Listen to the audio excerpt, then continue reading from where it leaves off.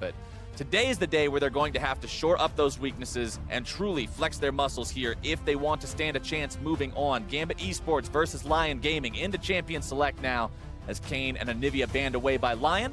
Gambit Esports responding with Maokai and Jace ban. And as we're into Champion Select, you have to remember that this is a must-win for both of these teams. Gambit to get the tiebreaker against LYN Gaming, so it will effectively be 2 wins for Gambit if they get this one that is required for them to make it at all. LYN Gaming just need the 1.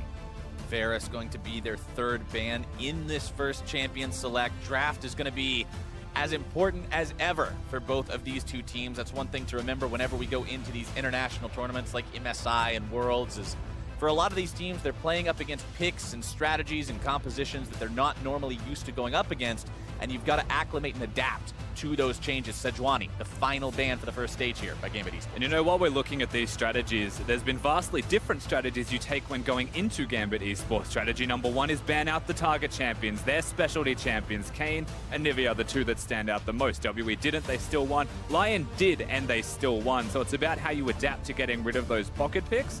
You have to pick the strong meta champions yourselves, the best options yourselves. Speaking of strong meta options, it looks like Kalista will be the first pick here for LYN Gaming. Champion that we expected to see plenty of coming into the Worlds 2017 tournament. And now we're going to get to see her here. Yeah, so we're looking at perhaps a Tristana on the other side of the rift when they get towards their AD carry, but they don't need to pick that one just yet as they know the Kalista first pick is where it's going to be. So Gambit, they lock in the Alistar for themselves, and I quite like that, taking a part of a really good Kalista combo. But remember, Rakan still exists if they want to throw in some engage tools, if engage is their option. Always possibilities there when Kalista can throw the teammate into the enemy team, get those melee fighters in there to cause disruption in the middle of the entire enemy squad. Gragas and Alistar together, plenty of disruption and melee tank ability on the side of Gambit Esports already as Braum is locked in for LYN Gaming, so you will have some of that frontline capability, some disengage as well. There's something that works quite nicely with auto attackers when you have the Braum, so normally you'll see the rest of the team composition start to pan out in exactly that way. Often you'll have the Lucians mid, but this also has quite a bit of auto attacking involved in the kit. Absolutely. Jarvan picked up for LYN Gaming here. We've seen this guy be flexible top lane and jungle, has plenty of initiation power of his own, and is very, very scary in both doing the damage as he bursts you down and walking away from getting killed in retaliation. Now Gambit Esports thinking about who they want to take before the second rounds of the bans come in, and it looks like Cassiopeia is the one they're going to stick on. Yeah, this is very curious from Gambit. They don't prioritize their AD carry whatsoever. Of course, there are still a lot available for them, but what they do get is the Cass. And the reason Cass is a standout picker alongside the Gragas and Alistar is that is a lot of protection, and Cass also provides a lot of magic damage. So now, when you look towards the AD carries that Gambit will be picking, hyper carries stand out. You've got the Tristana, potentially even the Twitch is someone that you may be looking towards for blasting here. Tristana's the number 1 though. Tristana could very well be banned away here. You do see Gambit Esports focusing on the mid lane bans, trying to alleviate some of the potential difficulty in that matchup for Kira's Cassiopeia. Orianna will be the first one they ban away. There's that Tristana ban from LYN Gaming. So they're seeing exactly what could cause trouble for this Kalista pick and getting rid of it. Yeah, so the Tristana does make the most sense. Perhaps the second AD carry to follow if LYN are aware of what Blasting wants to play, but they may actually change it up and spice things up here. On the side of Gambit, getting rid of the Orianna, very good matchup for her into the Cassiopeia, so we're going to get rid of that off the board completely. Alongside other mid laners, it seems that they just want to empower Kira to have the best matchup that he possibly can after they've blind picked him in mid lane. Well, I mean, this is a situation, like we were talking about, you need to win all these remaining games if you're Gambit Esports. Like, you have no time to wait around to flip the switch and actually turn everything on. It's time to go right now. And if the way you think you can do that is making sure your mid laner gets the best possible game he can play, then that is the strategy you have to go all in on. Shen will be that second ban from LYN Gaming here in the second phase, the last one to finish this Champion Select as we get into the last few picks, and Jhin, the AD carry for Gambit. Yeah, that is very different from the side of Gambit. We're not going to have the Tristana as it was banned, but instead of going towards a Kog'Maw or a Twitch or another big hyper carry, even Jinx is a champion of option, they choose the Jhin, someone that you'd say can hyper carry, but not in the same way by any means, just has a lot of damage and high burst. And the tanks that are there on the side of LYN Gaming are very equipped to deal with blasting on his Jhin. And we know how vulnerable Jhin can be if caught out of position as well. And when you've got things like a Galio and a Jarvan and even a Braum that are able to get on top of him and provide a lot of threat, provide a lot of disruption, it means Blasting's positioning is going to be paramount to success of Gambit Esports in this game. Both of those carries, no inbuilt mobility on the side of Gambit Esports, so you've really got to be looking out for those Jarvan Cataclysms, as Camille will be the final pick for LYN. Yeah, we've got a Galio and we've got a Camille, so good matchup in the mid lane for Kira for the most part. We've seen Faker play the matchup a million times. I'm sure everyone studies him when they study Cassiopeia. But now you look towards the side of Gambit Gaming. The Camille pick, rather, from LYN is a takeaway from Steos, and it was also a Jax hover before that. So the question was always going to be, does he just pick the other one of the two split pushes so they can duel into each other? Because usually you'd like the Jax into Camille. Now, yesterday, we got to see the Jax-Camille matchup firsthand.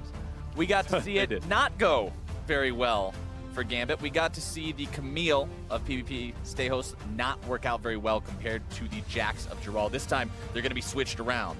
So this is always something that I personally enjoy seeing, Rusty. Yeah. Is when you get to see two players go head-to-head in a matchup, and then you just switch the champions and get to see them do the same matchup.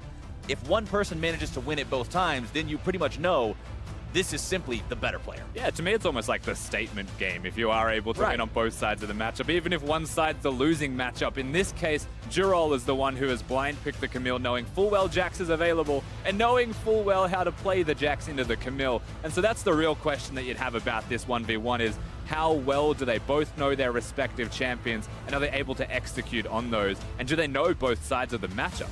And we know both of these champions, we got to see it yesterday as well, can be a serious threat if they do manage to get ahead. One of these finds a significant lead over the other one. You end up in a situation where one's essentially on turret hugging duty the entire game, and the other has the freedom to split push and move around the jungle and apply that pressure as they see fit.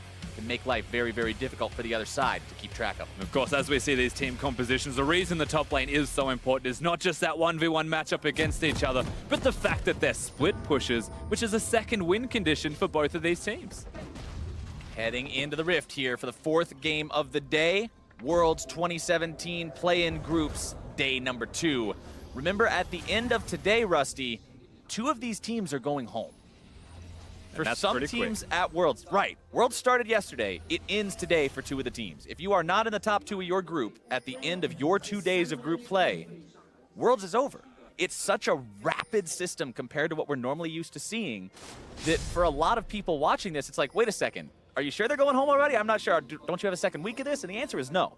This is where they have to show up. This is where you have got to prove that you are worthy to continue playing, that you deserve a chance at the knockout best of 5, and that is what Gambit Esports has to do now.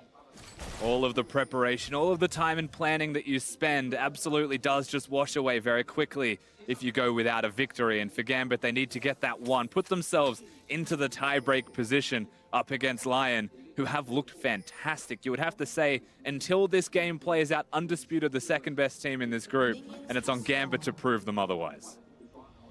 LYN definitely surprising a lot of people so far.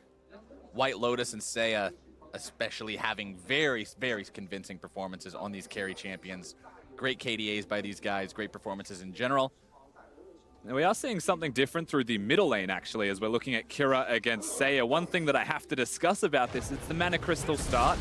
And maybe not the most uncommon thing you'll ever see in Summoner's Rift, but it's not a Doran's Ring to win mid lane. It's not a Dark Steel to have potion efficiency with your refillable potion there. It's the early recall, and usually you'll be looking at like the 18, 17 CS mark on the 3rd wave with the cannon minion. Once you get to that wave, if you're able to clear successfully in recall, then you'll have the tier, and that's about stacking up the tier earlier and being stronger when you hit mid-game. So that's the conscious decision that Kira has gone towards here, which to me indicates the jungler has to be a bit more passive. If you're Diamond Prox, and I mean, is Diamond Prox, is that a thing? Is that really going to be the game plan that you expect Gambit Esports to go for, right? Do you expect this team, known for their aggressive movements and their roaming and their playmaking, to play passively? And maybe it is. Maybe this is how they're going to change things up and potentially try to get themselves on the board here in day number 2. But they will have to go through LYN to do it. And right now, Audi moving up into Diamond Prox's territory. He did just go buff to buff and immediately look to invade. Yeah, Diamond doesn't have to be aggressive if Audi is going to be the aggressor, of course. He looked fantastic playing against WE, but that was when Condi was going towards him. He returned the favor nicely, and so Audi is going to try his hand here at this camp. Adi will successfully steal away one mini chicken. Now he gets two. Cass gonna be down on the ground. Diamond Prox gets three of the small ones, but Adi takes the big monster away from the camp and wins out in the trade. Yeah, it gives him the Thunderlord's proc as well, and he's still got the red buff in advantage for himself, where Diamond Prox does not have that there. So Gambit Esports jungler not going to have the best experience around the red buff that he's looking towards himself. Adi has control, but you have to look towards the rest of the map. This 1v1 can go on forever.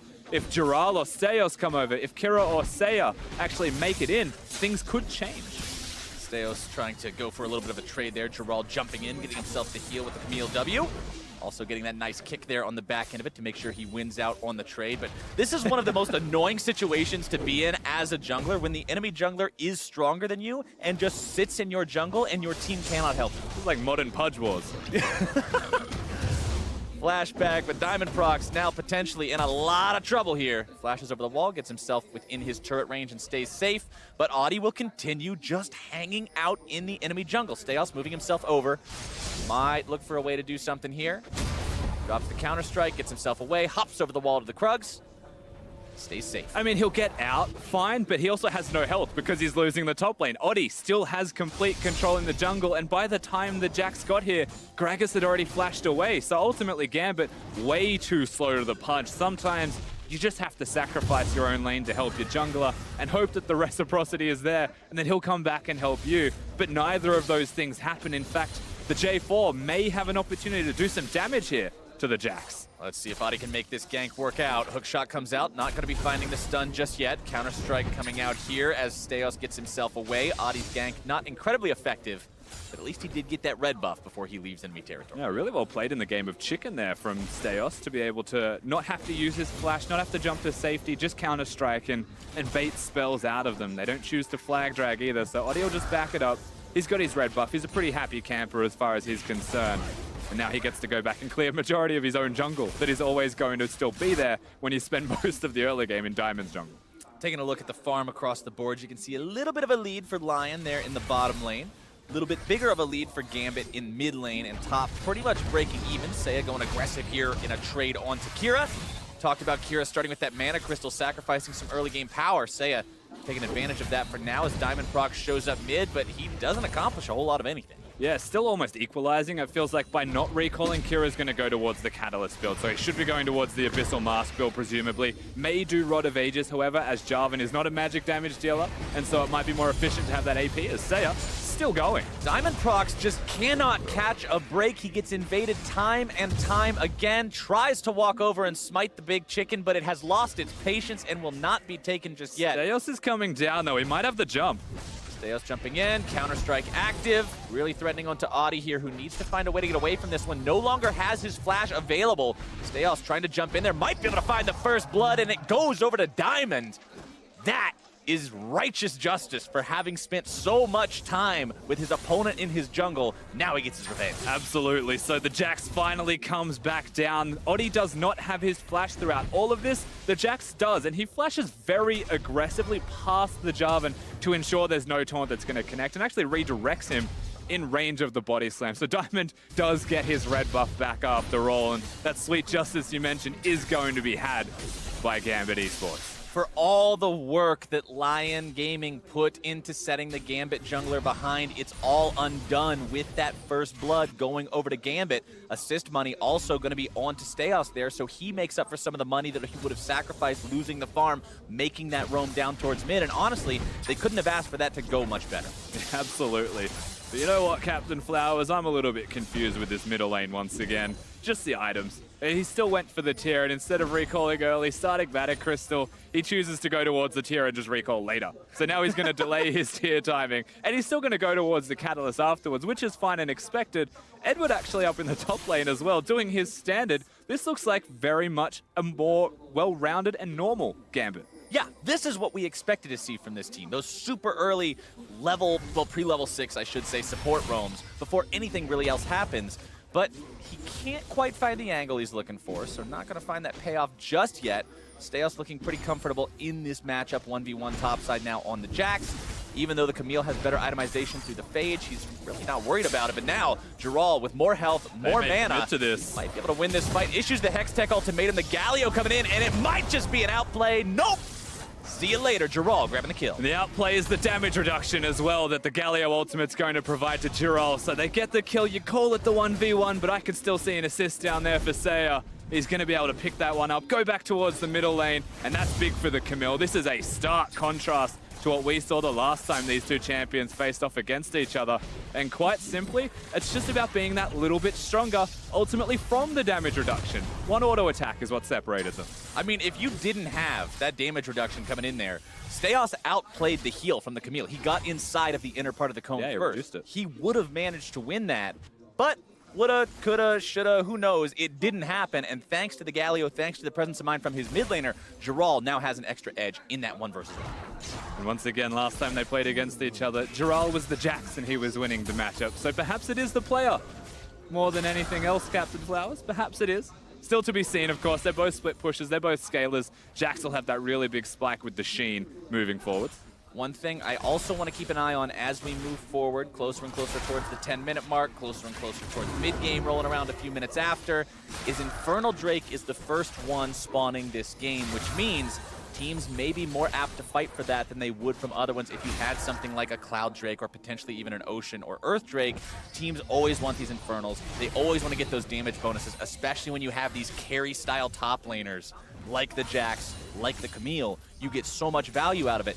I would expect to see a fight for that sooner than later, but if a fight does break out on that end of the map, you do have an advantage on the side of Gambit Esports, considering they have TP available there for the top lane.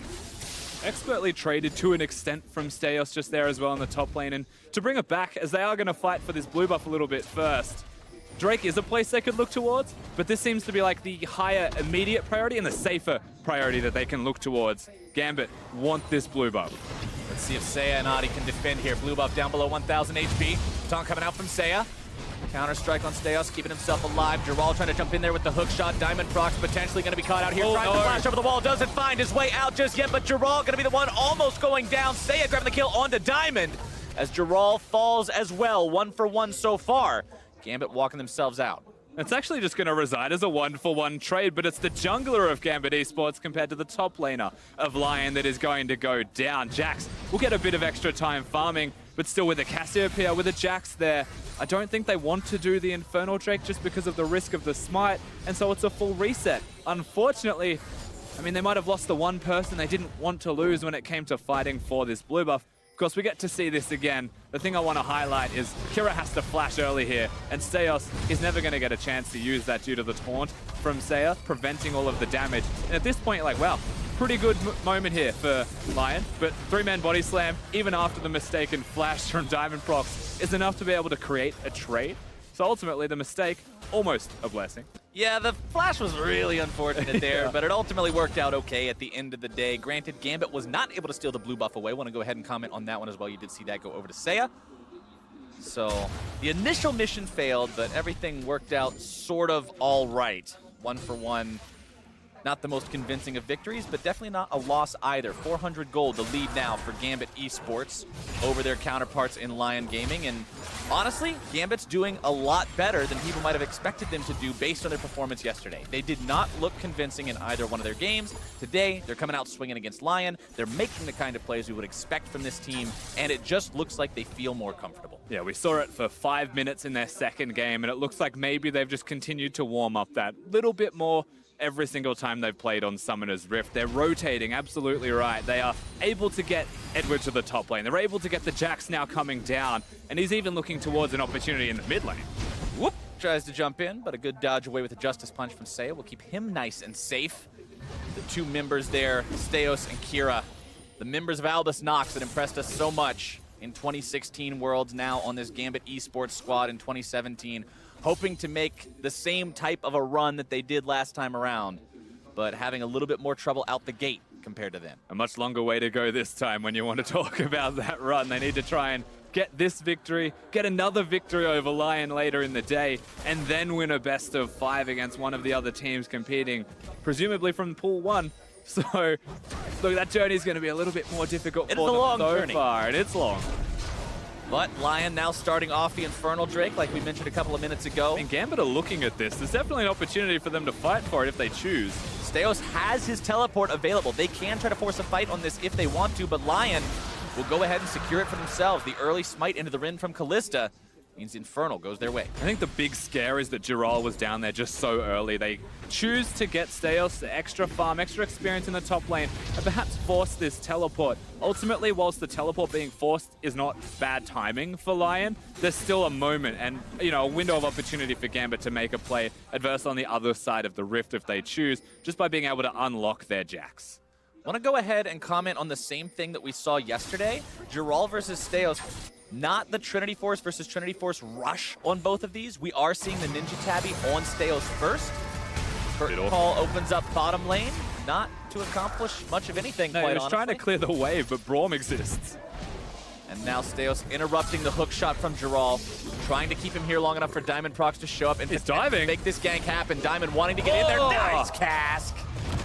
From downtown, so they lock it down. Giral's gonna die, and instead of using their teleporting member to go to the rest of the map, they bring Diamond Prox up to him, just knowing that Steos is able to win that 1v1 of his own accord, and suddenly the tower looks like a possibility, but thankfully Saya exists to prevent it. Saya shows up not in time to save his ally, but in time to save the turret, and considering LYN has put so much damage onto the bottom lane tier 1 of Gambit Esports, this might be pretty important as it could potentially buy them the opportunity to find the first turret and the gold bonus that comes with it. You'd have to worry if you're LYN here, not just because of the turrets, but because the Jax has brought it back. Camille got the early kills, but things have shifted. Times are changing. And that Jax can outscale Camille very quickly, especially at that Trinity Force spike. Especially at the level 6 spike, where you don't have to commit an ultimate to trading against your opponent. It's just 3 auto attacks. Kira slithering his way down towards the bottom lane. Gambit Esports trying to mount an attack on this bottom lane tier 1 as they push the wave up, but realizing there's not really any sort of plays to be made. They're going to go ahead and send the jungler and mid laner back up towards the river. Just let that bot lane continue to push on its own. They still only have a 500 gold lead. Honestly, Rusty, if we're looking at the comparison between the economies of these two teams, it's a very close game.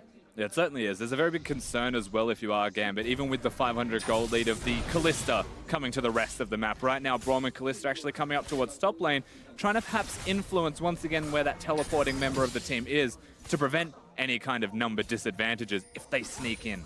An immediate follow-up from Gambit Esports bottom lane as well as they move themselves up to the top lane, recognizing, hey, LYN's probably going to trade these off. We're going to do the same. Let's not be caught off guard by this. Yeah.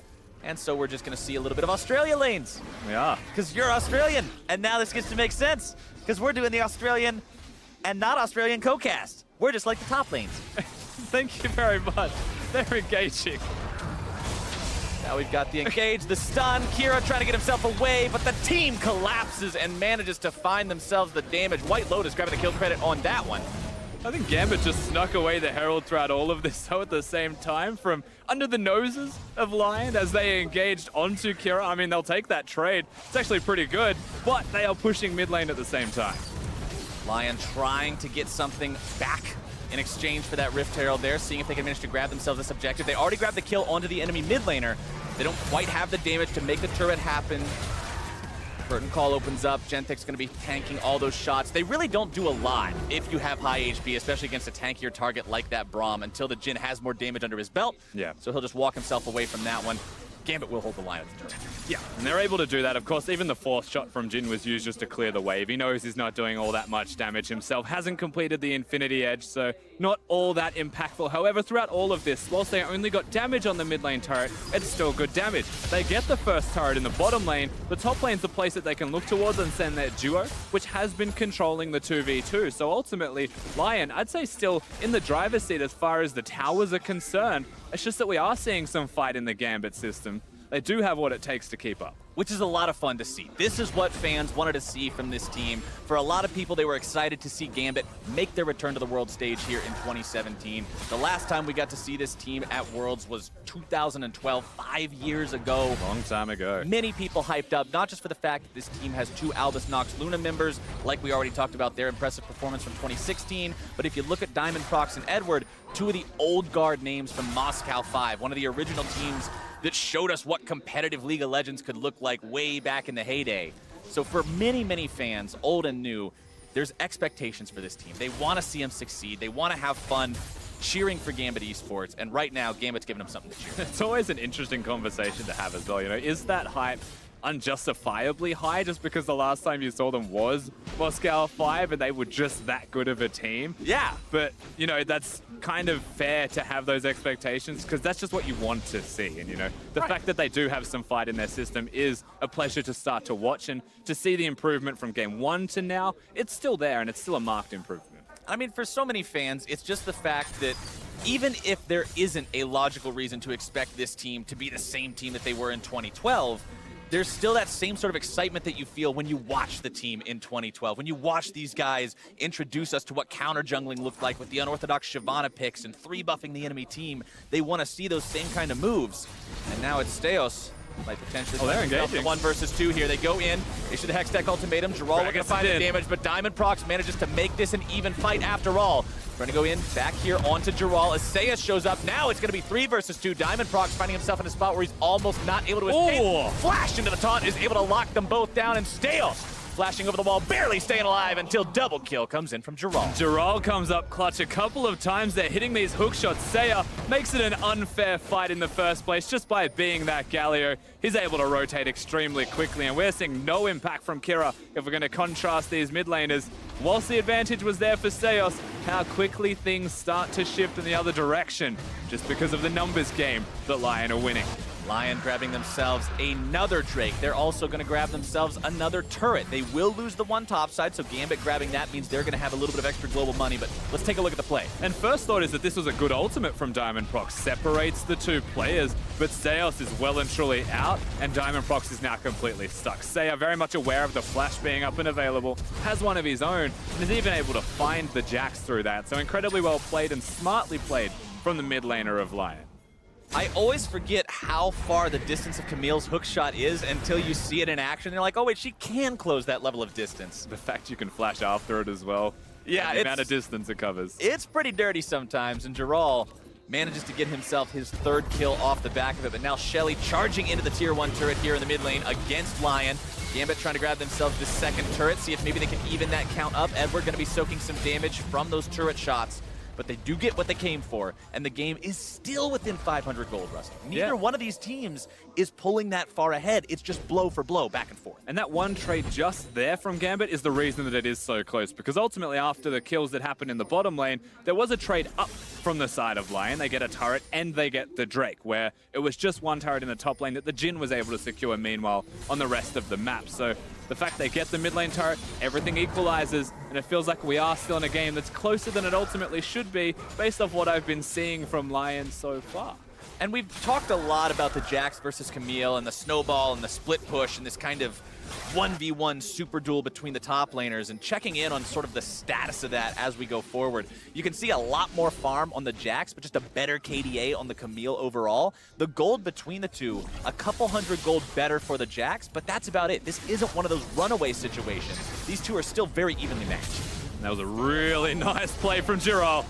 Definitely evading that counter strike and immediately delivering the Justice a killing spree, flashing the emote, letting him know he came to the wrong neighborhood. Oh, and he's feeling himself now. Giral's able to get that 1v1. Steos, you'd say a little bit too deep, to be fair, from the Jax. Not too sure where he was going for that dive, but now the pressure continues through this top lane 1v1. Not just the KDA starts to go in favor of this kill now. It's a little bit more. You always got to respect the ability that Camille has to have that brief iframe as she goes into the air for the ultimate, dodging away from the stun. And now they're looking to make the dive here onto Diamond Prox in the bottom lane. Cass going to get himself away for now. But Genthix and Giral now have the opportunity to lay more damage into this tier 2 turret. Another Q thrown out by the Gragas to clear the minions away, keep that turret alive. But it's LYN with control over the bottom part of the jungle of Gambit Esports. Yeah, and the ultimate did double the work there for Diamond Prox, helps clear the minion wave as well as save himself, so he'll get out okay. The turret will get out relatively unscathed considering, but even taking the turret, tanking it just to get that extra bit of damage down, Giral, knowing what the champion he is, does on Camille. Very well done from the side of LYN, and they're starting to creep a little bit further ahead every single time. It's these really small details, but it's no longer 500 gold. Right. We're up to over 1,000 gold now. Items starting to come online for multiple members. You've got the Cinder Hulk, Knight's Vow, very standard tanky supportive style jungle build coming out for Audie's Jarvan. You've got Adaptive Helm and Randuin's both completed for Seiya, very strong now on the front line. Geralt working on that Titanic Hydra to go along with his Trinity Force. So these members on this team, even the Blade of the Ruined King and Runan's Hurricane for White Lotus's Callista, everybody's starting to get to the point where this team could be very scary, given the right situation. Oh, they're going again. Deck ultimatum a little bit early that time. Won't dodge away from the stun, but he's got Seiya here to make sure this is still not going to be a fair fight. Nice interrupt there using the Justice Punch. Oh, no. Counter-strike. Geralt jumps a little bit too far backwards, but the flash makes sure he gets the kill anyway. So no one saw anything. He's still dead. Jack dies in the end. They're able to push bottom lane. They've got a minion wave coming. If you're Geralt, you just keep going. That's at least one free turret to be seen for yourself. Galio can go back towards the mid lane. Baron's the only concern, the only threat, but they've already got vision there. They're completely set up to defend it. Honestly, LYN has been getting so much value out of these Galio ultimates this game. Flash away by blasting to survive the attack from Gentex and White Lotus. They're utilizing the Callista ulti offensively. Seiya now back in the mid lane. Geralt still split pushing bottom, like you said, and we've still got 10 seconds before PvP's back up.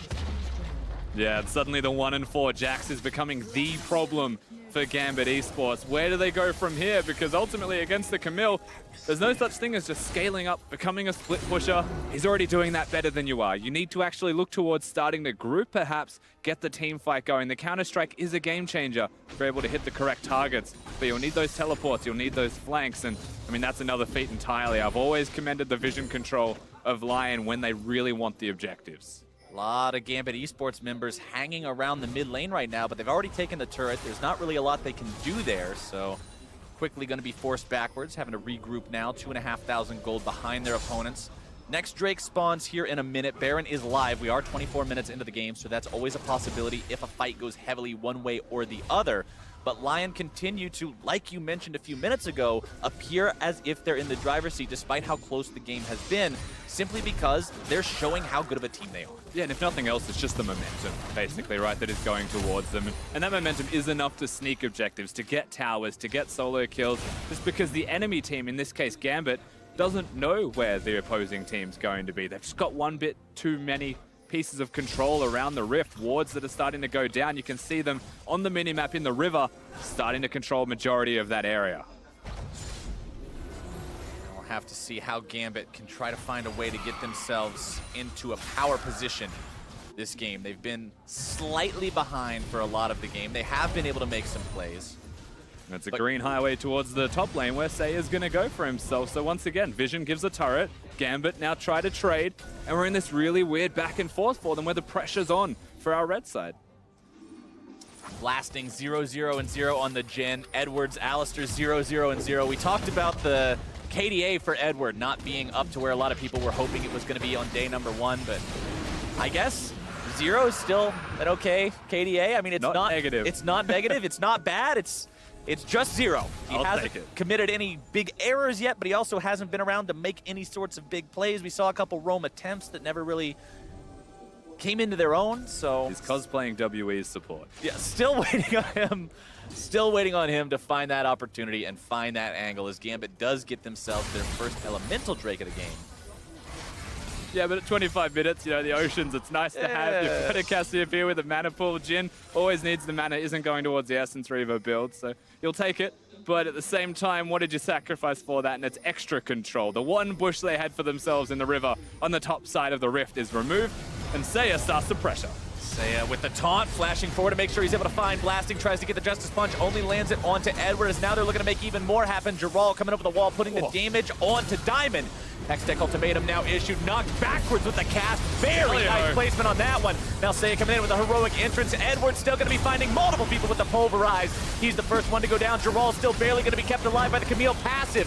Gentex walking away from the turret. So much damage. The double kill for White Lotus.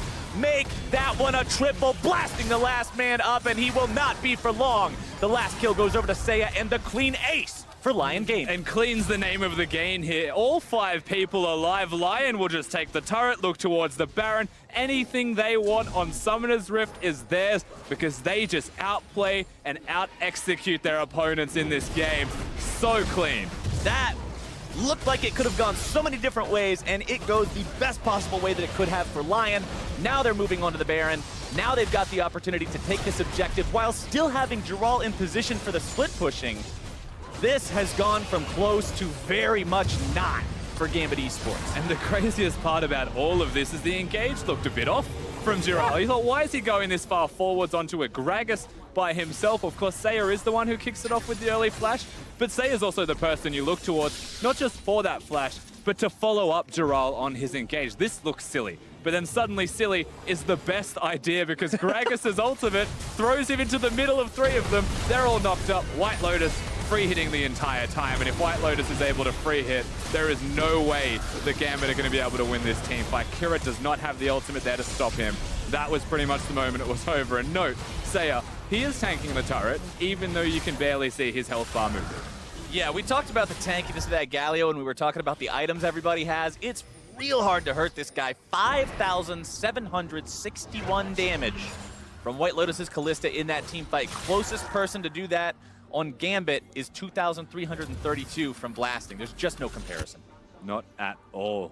LYN Gaming now with the Baron buff as well after that team fight. They did get the top lane in a turret through all of this. Momentum well and truly theirs. Gambit within the confines of their base predominantly from this point onwards. Desperate engage, perhaps the last option. They're the kind of team that will desperate engage, though. And that's what you've got to look for. This isn't a team that's simply going to cross their fingers and hope their opponents make some sort of a mistake. You look at Gambit Esports, you're looking at a team that will try to make some sort of a desperation play, maybe make it happen, make some sort of awesome pick. And the desperation play comes from removing Jax from the bottom lane. You can't actually use him to 1v1 Camille anymore. In fact, you can't really send anyone there, but it's too late almost. They have to send him down here. Jiral's already pressuring, and this gives the opportunity for things to shift. Steos goes in, manages to interrupt the hook shot. Now Edward going to be showing up to make sure this fight is not fair, but Saya will find yet another awesome heroic entrance to buy his ally some time. Now he's going to be tanking 3-4 different people, but Gargoyle's stone plate means he just does not care, Rusty. He actually didn't lose health, and there was 3 people there. In fact, he gained it through the stone plate. LYN now threatening 2 places at once. LYN will take down that bottom lane tier 3. Now they've got their eyes set on inhibitors. The rest of the team can rotate over if they like. They can continue split pushing with pressure on mid either. Also, I should say, but so many different options for this team at this point in time. You're 10,000 gold up, 30 minutes into the game. You've still got the Baron buff for another 90 seconds.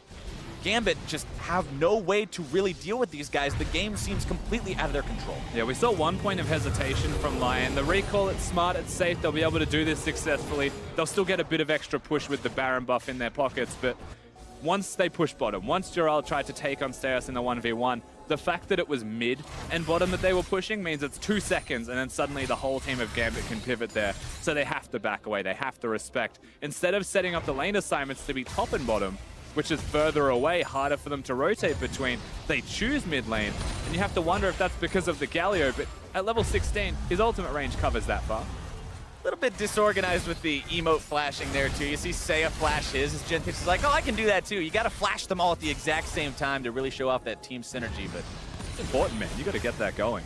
They're probably, I'm just going to bet that they're saving it for the Nexus. Flash them all 5 at the same time as you take down the enemy Nexus. That's how you make it look clean. But now, Audi and the rest of LYN seeing if they're able to catch out Diamond Prox here, putting a lot of damage onto him. Giral wanting to jump in, but the flash away from the Gragas will keep him alive.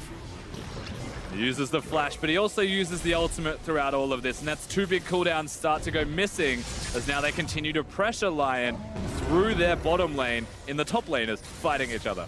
Edward finding a little bit of damage onto Audi, and I mean a very little bit right there. Giral now going to be drawing the aggro. Here we go again. People. Here comes the heroic entrance. Steos the one who's going to be burst down very, very rapidly. The Cataclysm coming in, nearly going to be taking him down at the start of the fight. Audi limping away from this fight as Edward now going to be chased down by the rest of LYN Gaming. They're onto the back line of Gambit Esports. Kira's caught out, stunned up, brought down.